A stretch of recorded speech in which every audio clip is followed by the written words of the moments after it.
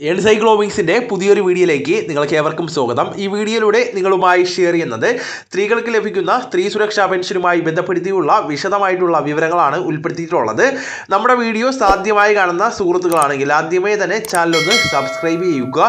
അപ്പോൾ നമുക്ക് വിശദാംശങ്ങളിലേക്ക് അടയ്ക്കാം. നമ്മുടെ സംസ്ഥാനത്തെ അമ്മമാർക്ക് ലഭിക്കുന്ന സ്ത്രീ സുരക്ഷാ പെൻഷൻ പദ്ധതി വഴി അതും 1000 രൂപ പ്രതിമാസം ലഭിക്കുന്ന പെൻഷൻ പദ്ധതിയുടെ രജിസ്ട്രേഷൻ അതുമായി ബന്ധപ്പെടുത്തിയുള്ള നടപടികൾ ഇതുവരെ ആരംഭിച്ചിട്ടില്ല.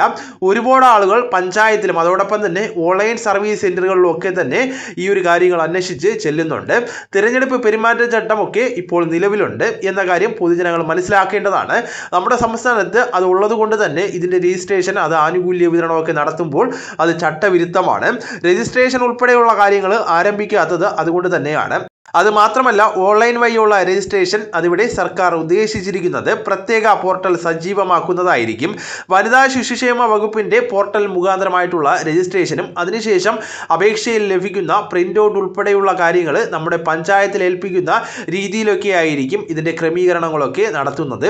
35 വയസ്സ് മുതൽ 60 വയസ്സ് വരെ പ്രായമുള്ളവർക്ക് മുൻഗണനാ വിഭാഗത്തിൽ, അതായത് AY BPL റേഷൻ കാർഡ് ഉടമകൾക്കായിരിക്കും ഇതിലേക്ക് അപേക്ഷ വയ്ക്കുവാനായിട്ട് സാധിക്കുന്നത്.